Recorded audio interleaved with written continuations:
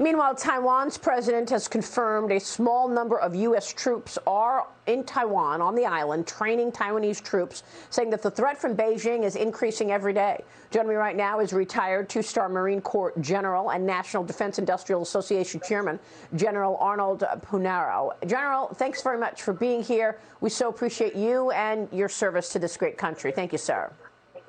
Maria, privileged to be with you this morning. You have written a book. You are the author of the book, The Ever-Shrinking Fighting Force. General, I want to ask you about what's happening in terms of the U.S. versus China. You heard what General Mark Milley said. How do you see this threat from the CCP, which makes no secret of the fact that it wants to undermine and replace the United States as the #1 superpower?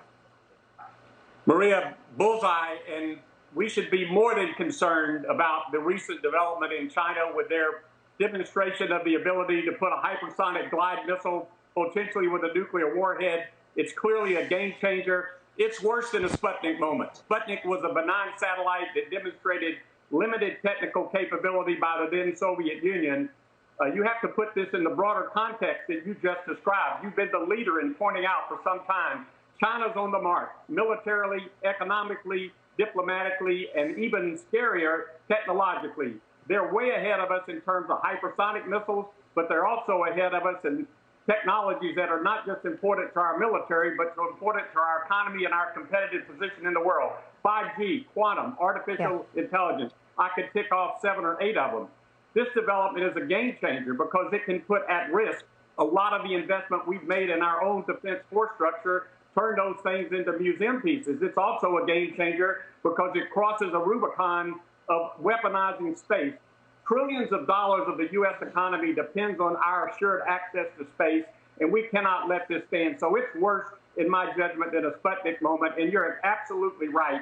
There was a book written about the Japanese surprise attack at Pearl Harbor called At Dawn We Slept, and it pointed out all the signs that we should have picked up on.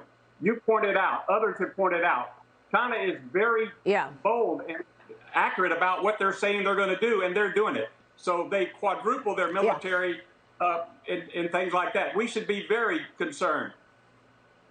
Yeah, well, I have been very concerned for several years now. I'm happy to see now more in the media recognizing this incredible threat. It's unfortunate that the Biden administration is not recognizing it, or certainly not showing that it recognizes it. President Biden continues to call China a competitor. It's not a competitor. It's an adversary. We all know that. And even the fact that it's gotten as strong as it has gotten from the with its Navy being larger than the U.S. Navy, much of it is coming to China from theft. They've been stealing our secrets now for decades. And frankly, it's quite rich to see Mark Milley call this a Sputnik moment when it was him who actually called his counterpart in China and said, if anything happens, we'll give you the heads up first. I mean, you know, why is he calling, his counterpart in China and giving them a heads up on anything the U.S. is doing, knowing that they are beating us already and they're about to invade Taiwan, if you believe many experts? Do you expect an invasion sooner rather than later, sir?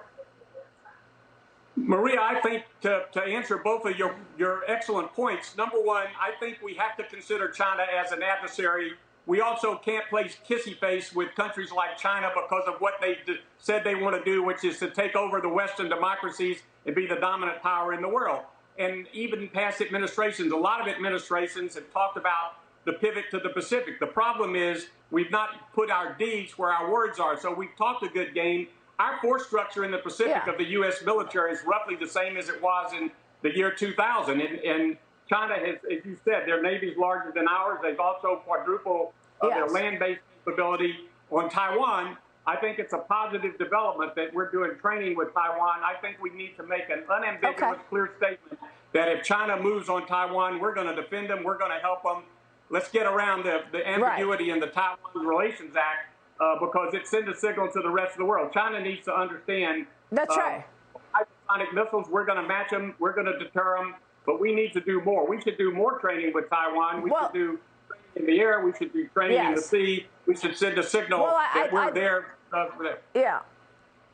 I'd love to see that, but as you know, General, we're only getting ambiguity from this White House. Jen Psaki the other day refused to actually say that the U.S. would back Taiwan in such a situation. She said policy hasn't changed, and that policy, as you correctly note, is just that the U.S. would arm Taiwan, not necessarily protect it from an invasion. But, you know, I don't understand why it's been so difficult for this administration to come up with some serious policy against China being this bad actor.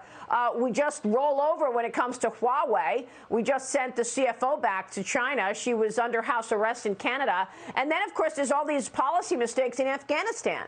What's your take here? Because senior Pentagon officials are saying that the Islamic State in Afghanistan could have the capability to attack the United States in 6 months and is intending to do so.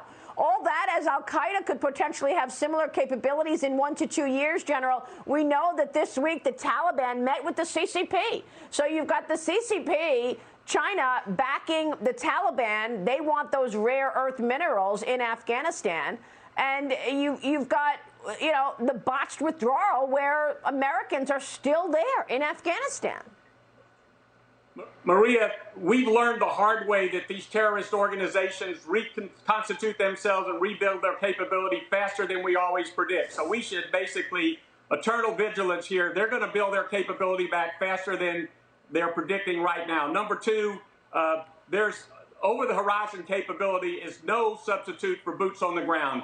We should have covert actions going on in Afghanistan now, in the federal administered tribal areas of Pakistan. Pakistan it speaks with forked tongues. They're supporting the Taliban. They're going to support the rebuild up of these terrorist organizations, even while they claim they want to be helpful to the United States. So we should be very worried about this and do what we need to do to basically preempt any basic terrorist activities against our country. But we should not be looking at this through rose-colored glasses anymore. Yeah. You would think so, right, General? Unfortunately, there's not a dime of an increase in defense spending in Biden's budget. They just had a hearing yesterday, and the Democrats had all of the intelligence executive, the officials in to testify in a public hearing, and the Democrats asked them about diversity. If not for the Republicans, they wouldn't even have talked about China. General, it's good to see you. We so appreciate your time, and please know that we will keep a spotlight on all of this, sir.